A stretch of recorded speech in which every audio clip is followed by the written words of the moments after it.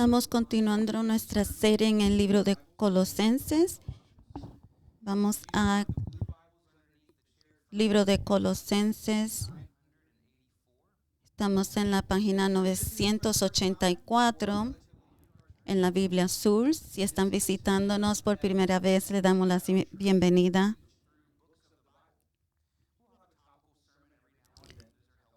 Si nos están visitando, es bueno saber que de vez en cuando estamos predicando de temas en la Biblia. Esta vez estamos en el libro de Colosenses. Una de las razones que hacemos esto es porque nos ayuda a entender la Biblia y cómo las historias de la Biblia fluyen. Y como iglesia nos esfuerza a hablar de cosas difíciles. Estas semanas pasadas y esta semana nos va a estos sermones a hablar de cosas difíciles, temas difíciles, pero la Biblia nos dice que toda la palabra es útil para el crecimiento espiritual. Hoy estamos en Colosenses capítulo 3 y nuestros versículos primarios están en Colosenses 3 versículos. Vamos a comenzar con versículos 17.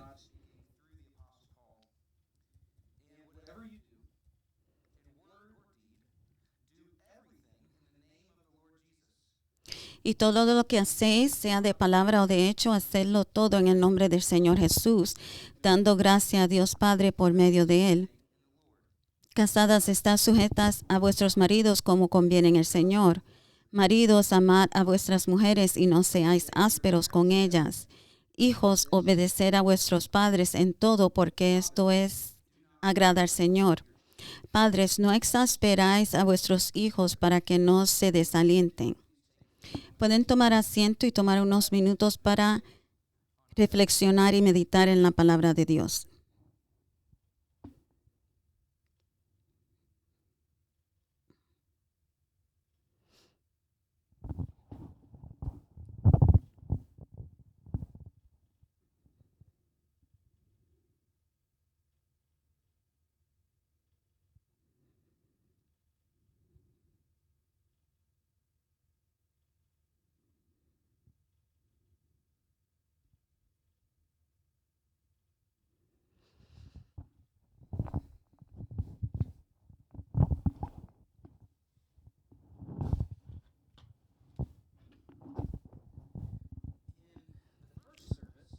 En el primer servicio,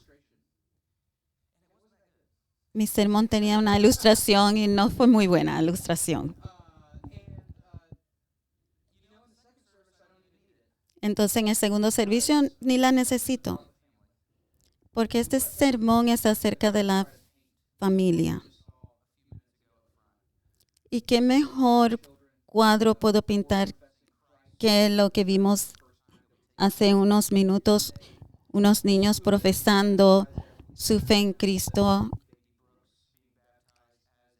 algunos siendo bautizados como creyentes y la bebé Brooks siendo bautizada. No hay ninguna ilustración que puede hablar de esto.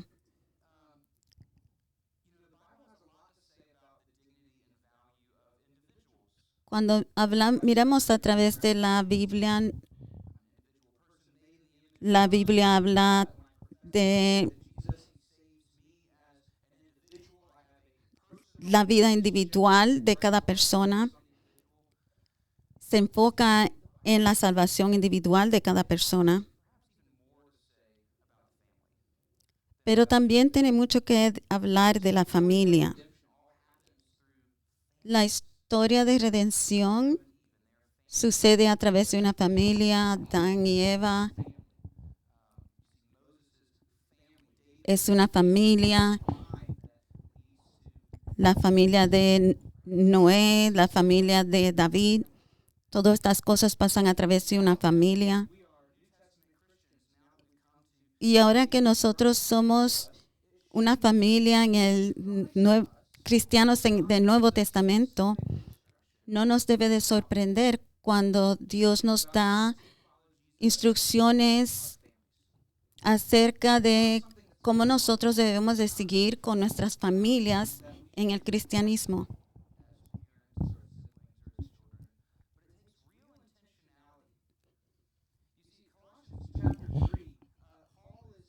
Y lo mismo ocurre en la vida cristiana. Eso es lo que Colosenses 3 trata de sobre cómo la creencia correcta conduce a la acción correcta.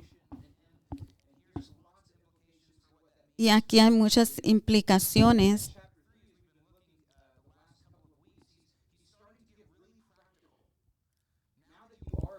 Pablo se está haciendo muy práctico aquí en Colosenses 3 sobre cómo la creencia correcta conduce a la acción correcta. Jesús quiere que estemos en la arena y debemos llevar nuestra fe a esa arena. Pablo dice, hagan todo en el nombre del Señor Jesús, pongan toda su fe en cada aspecto de su vida, porque Jesús es el Señor de todo. Cada área de nuestra vida es un nuevo campo de batalla donde podemos demostrar nuestra fe. Y tenemos que vivir de una vida muy específica. Y es muy importante que él habla de la familia primero. Y él dice, todo lo que hagan, hágalo en el nombre del Señor Jesús, en el versículo 17. Qué bueno. Entonces, ¿dónde comienzo? Los siguientes 4 versículos tratan sobre la familia y involucran su fe en su familia, porque Jesús es el Señor de la familia. La idea principal es Jesús es el Señor de la familia y nuestro esquema nos muestra el plan de Dios para cada miembro de la familia. Jesús es el Señor de la familia. Pablo nos da un versículo para las esposas, un versículo para los esposos, un versículo para hijos y para padres. Entonces,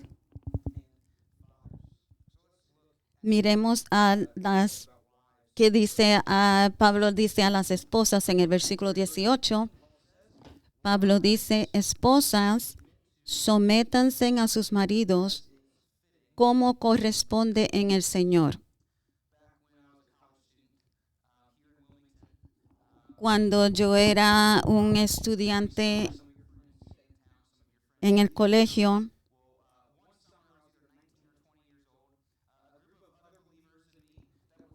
un verano cuando yo estaba en la escuela, un grupo de creyentes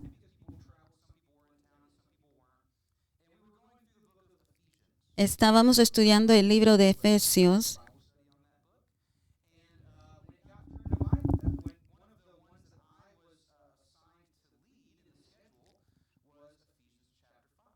Y me asignaron Efesios 5 para el estudio. Y aquí estoy yo, 18, 19, nunca había estado casado, soltero.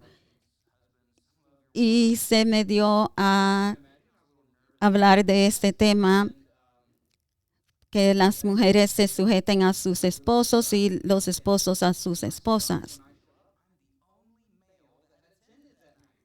Y a mi sorpresa había sido yo el único varón que había asistido esa noche. Entonces aquí estoy yo haciendo este estudio que las mujeres se sometan a sus maridos. Este fue el primer sermón en que mi esposa estaba ahí también. Esto es uno de los aspectos temas más controversos del cristianismo actualmente, pero también es uno de los más incomprendidos. ¿Qué significa someterse? Someterse no significa que que no puedes tener una opinión ni expresar tu preocupación. No significa que eres inferior a tu marido. Eso no significa que debas seguirlo al pecado. Y desde luego no significa que debas someterte a abusos, ya sean verbales o físicos. Entonces, ¿qué significa someterse? Someterse simplemente significa seguir el liderazgo de tu esposo.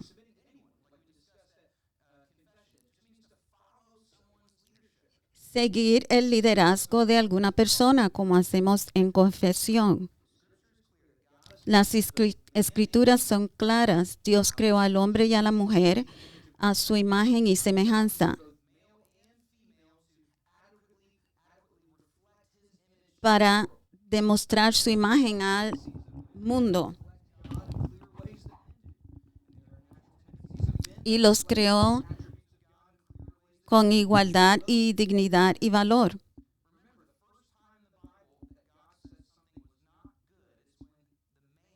La primera vez que Dios dice en la Biblia que algo no es bueno fue cuando Dios creó al hombre y lo encuentra solo. Entonces, ambos están creados a la imagen y semejanza de Dios con igualdad y dignidad y valor. Y existe igualdad de valor, pero diferencian los roles. Esto no es un liderazgo de dictadura.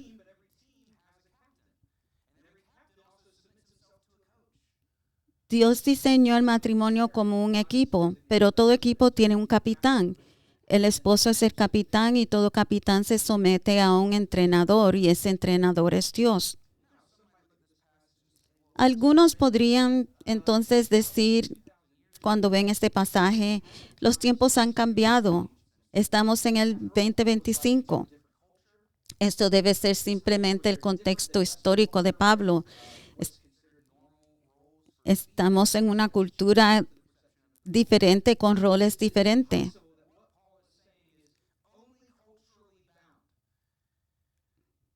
Y es posible que algunos dirían que esto es apropiado en el Señor.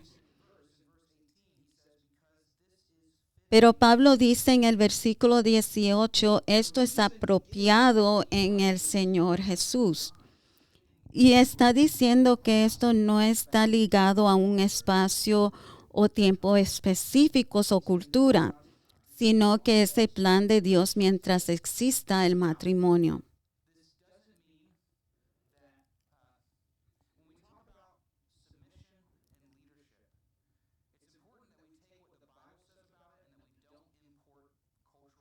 Cuando hablamos de liderazgo y de someterse, es importante usar lo que significa la Biblia acerca de esto y no lo que pone los gobiernos o los tiempos de nuestras culturas. Entiendo que la palabra someterse todavía puede resultar repulsiva, especialmente cuando alguien lo diga de una manera agresiva. Pero la realidad es que todos nos sometemos a los líderes, nos sometemos a gobiernos, a maestros, a jefes, a fuerzas del orden. Y lo más importante, todos nos sometemos a Dios. Y cuando tenemos buenos líderes, debemos someternos a ellos con alegría, sabiendo que nos aman y que quieren lo mejor para nosotros. Para ilustrar esto, me puse en contacto con diferentes mujeres de nuestra iglesia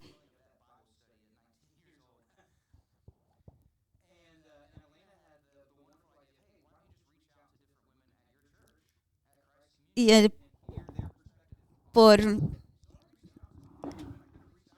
idea de mi esposa, me puse en contacto con diferentes mujeres en nuestra iglesia y le preguntamos cómo ha beneficiado la sumisión bíblica a su matrimonio.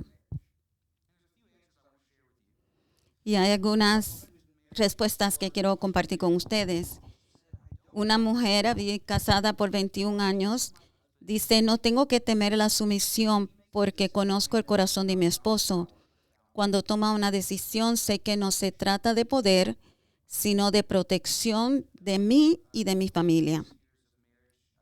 Otra dice, con 26 años de matrimonio, recordó una época de crisis financiera y la muerte de un familiar. Cuando su familia se encontraba en una encrucijada, discrepó con su esposo en algunos asuntos prácticos pero importantes. Expresó sus inquietudes, pero también se sometió a su liderazgo de su esposo. En retrospectiva, Dios obró para bien.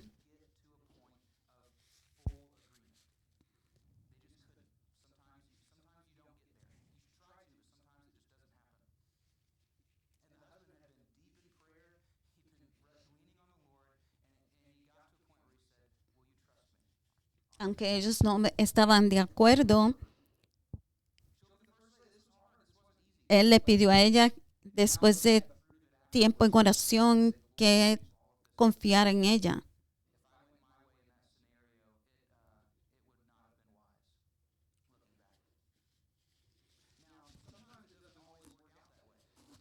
A veces la sumisión no siempre resulta de esa manera. Y tal vez no pueda ser que no haya sido una decisión correcta. Y tal vez la decisión de la esposa hubiera sido la decisión más sabia. Otra mujer con 30 años de matrimonio dice, la sumisión es confianza, la soberanía de Dios, no la perfección de tu esposo. Permitir que tu esposo cometa errores y dejar que el Señor lo ablande traerá paz, honor y frutos espirituales a tu hogar. Esto es difícil. Otro ejemplo, una pareja que estuvieron casados por 67 años, dice, ambos somos del tipo A, fuertes, con voluntad y tendencias de liderazgo. Empezamos el matrimonio compitiendo por el liderazgo, pero no había alegría en ello. Cuando finalmente me sometí a mi esposo, sentí alivio y libertad. Mi papel no es menor, simplemente diferente.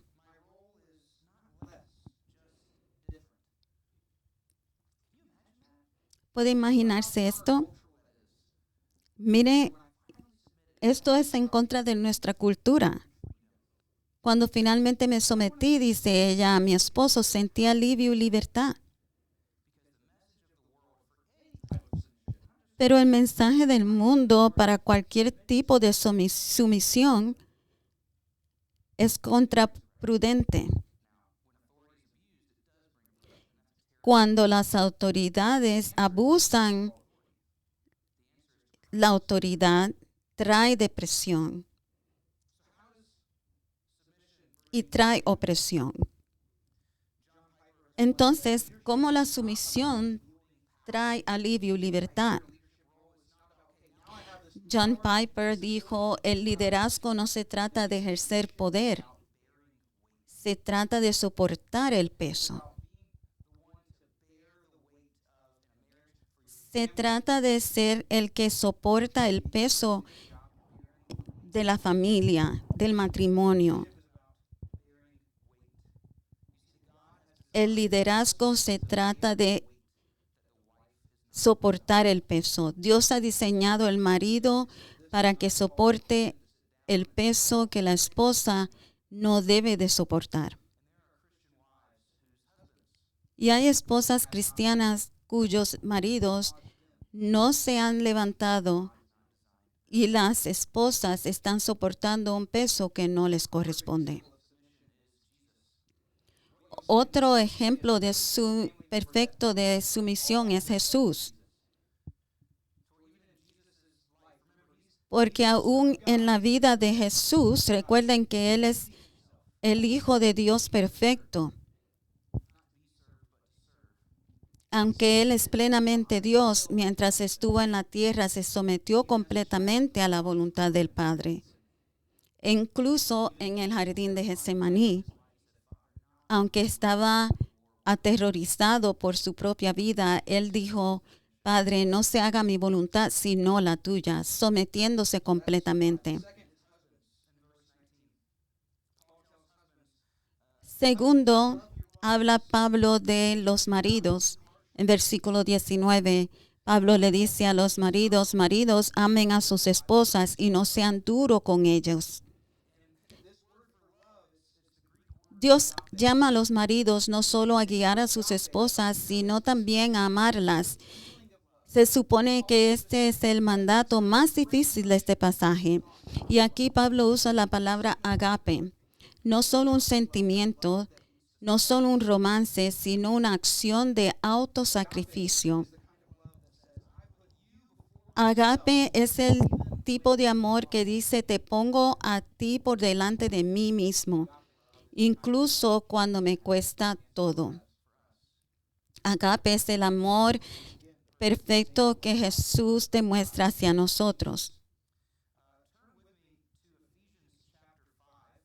Vayan conmigo a Efesios 5, 25.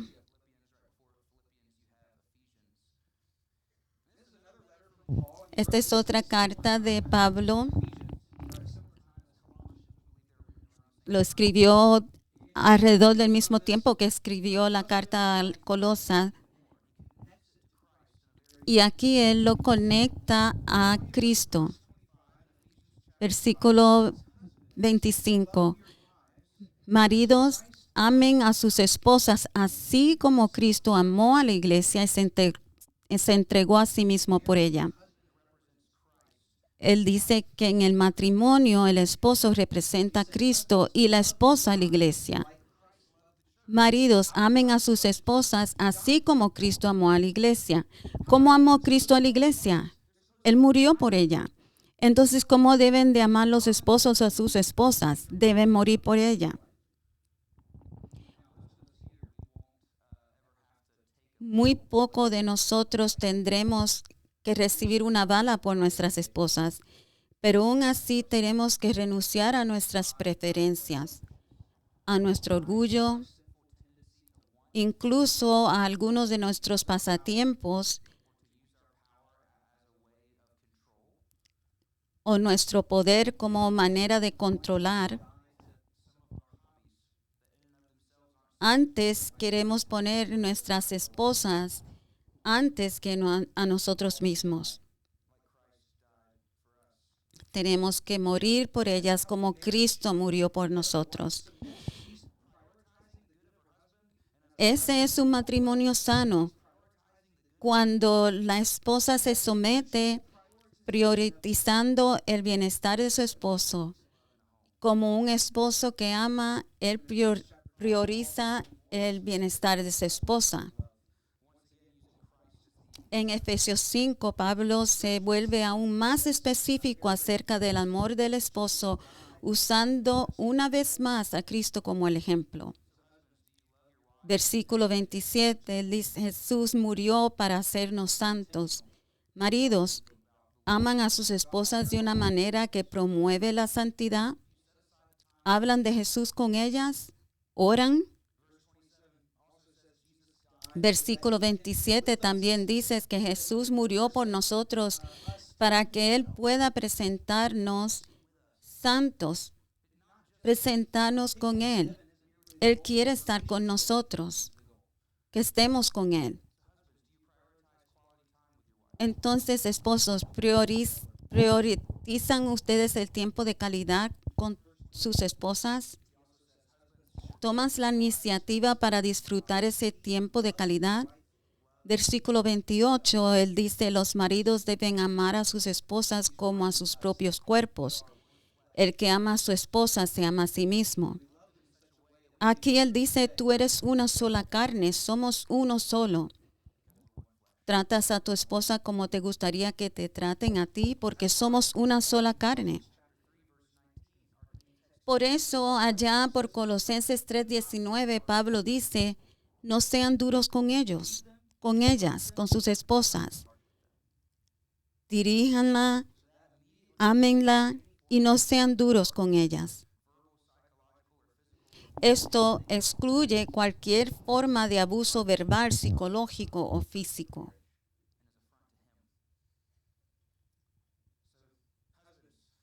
Esposos, el diseño para ustedes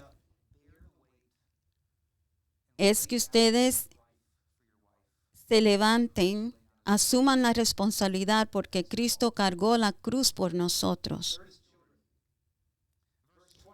Tercero, es para los niños. Niños, hijos, obedezcan a sus padres en todo porque esto agrada al Señor. Es algo inusual que una carta como esta se dirigiera directamente a los niños. Pero el apóstol Pablo está hablando a nosotros.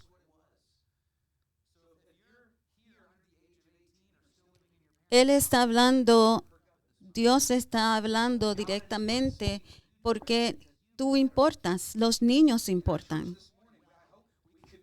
Y en nuestra iglesia aquí, ojalá que hayamos podido comunicar que ustedes importan. Entonces, en pocas palabras, los niños, obedecer a sus padres alegra a Dios y desobedecerlos lo entristece. Noten que dice, obedezcan a sus padres en todo. Ahora, obviamente, no los obedezcas si te dicen que peques. Tenemos que obedecer a Dios primero, pero en todo lo demás, Dios te manda que obedezcas a tus padres si no es algo que te lleve a pecado. Incluso cuando no estás de acuerdo con ellos. Para los preadolescentes y adolescentes esto es muy difícil porque piensan que sus padres están muy desconectados de la realidad.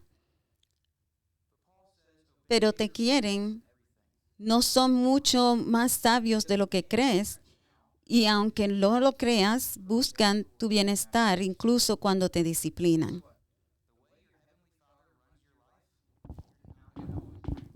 Entonces, obedecer a los padres es la primera forma en que un niño aprende a obedecer a Dios. Es una práctica para obedecer al Señor cuando estás fuera de casa. A veces no estarás de acuerdo cómo el Señor mismo dirige tu vida, pero debes confiar en Él y obedecerle para que así puedas someterte también al Señor. Porque Dios, nuestro Padre, es un Padre perfecto.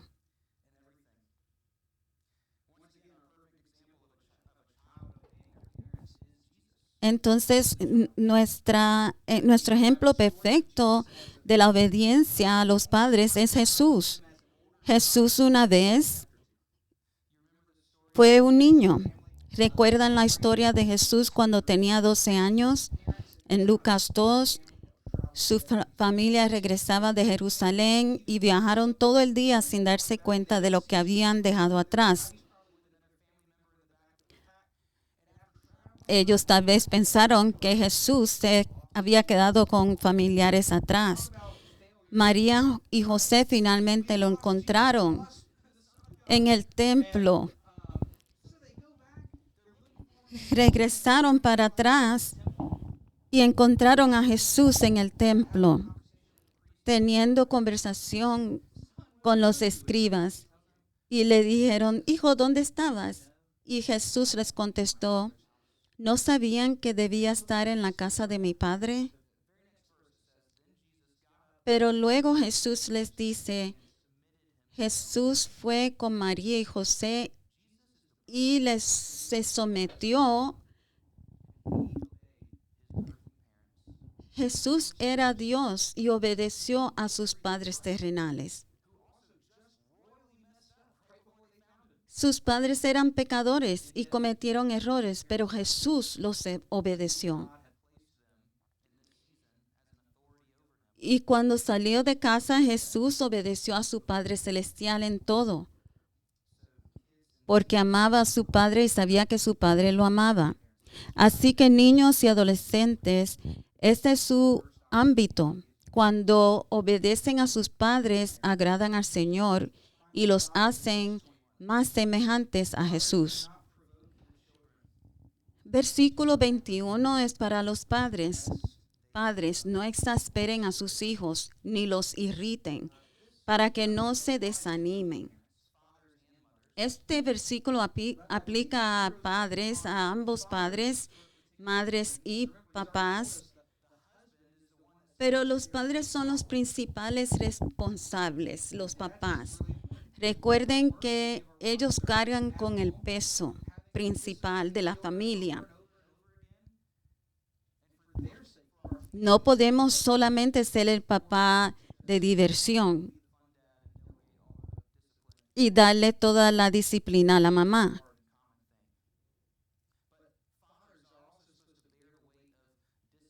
Los papás también llevan el peso de la disciplina en el hogar.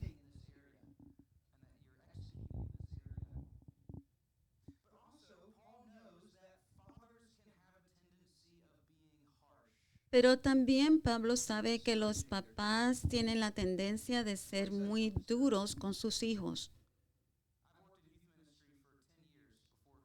Yo he servido por 10 años en el ministerio juvenil.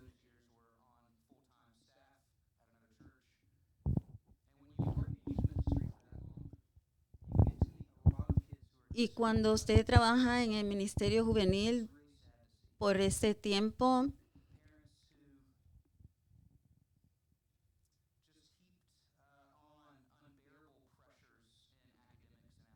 uno conoce muchos niños que los padres le ponen mucha presión para tener buenos grados o para sobresalir atléticamente. Y ponen más presión en esto que tener una buena relación con Dios.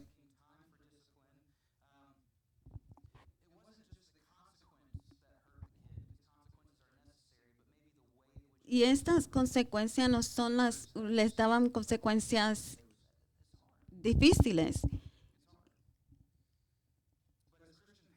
Y cuando llegaba el momento de disciplinar, avergonzaban a sus hijos y esto es algo muy difícil para los hijos soportar. Pero como padres cristianos, nuestro ejemplo perfecto es Dios Padre. Él es santo, pero también es bondadoso. Sí, tenemos que tener consecuencias, pero tenemos que también demostrar bondad.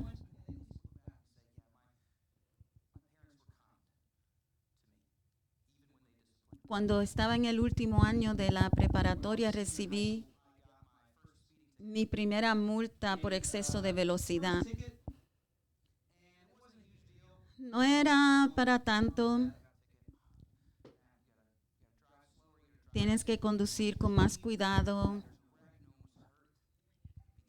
Nadie había sido golpeado ni nada. Me dijo mi papá. 6 meses después recibí la segunda.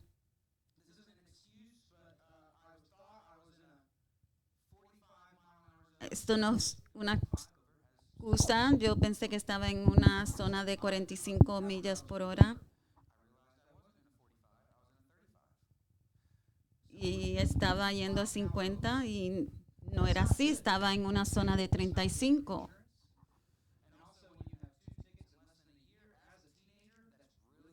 Esto iba a ser muy malo porque ya había recibido 2 multas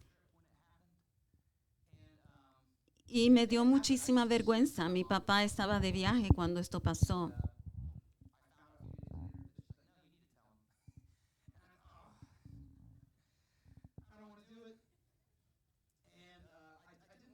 Le escribí una nota porque me daba tanta vergüenza que ni siquiera me atrevía a hablar con él.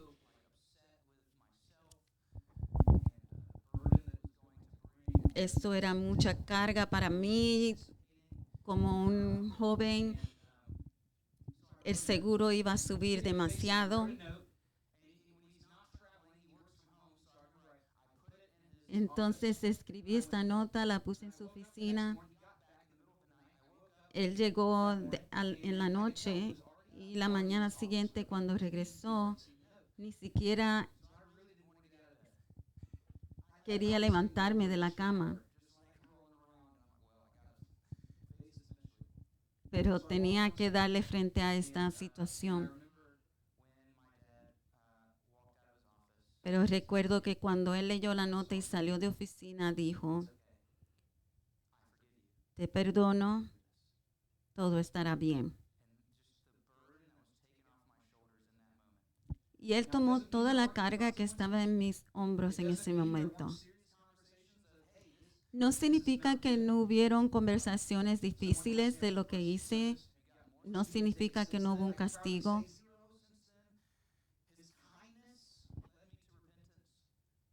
Su bondad me llevó al arrepentimiento y lo hizo muy claro en ese momento que él no me amaba por condicionalmente porque hice algo bueno o malo. Yo me sentí tan asegurado por su amor. Y eso reflexiona el amor de Dios en nuestras vidas. Hoy es un domingo de comunión. Y tener un sermón acerca de la familia es un momento bueno para reflexionar sobre la cena del Señor. Como la iglesia, como una buena esposa, se sometió hacia el Padre.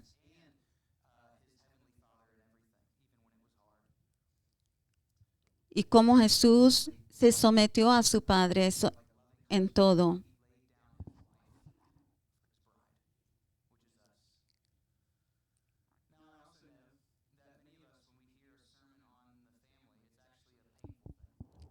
Yo sé que para muchos de nosotros el oír un sermón acerca de la familia puede ser algo doloroso.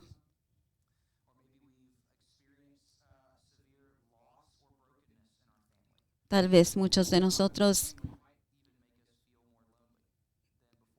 venimos de familias rotas o donde hemos pasado cosas dolorosas y nos podemos sentir solos, pero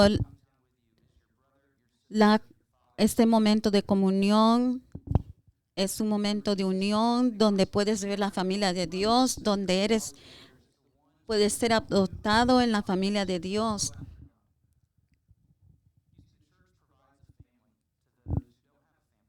La iglesia provee una familia para aquellos que no tienen una familia.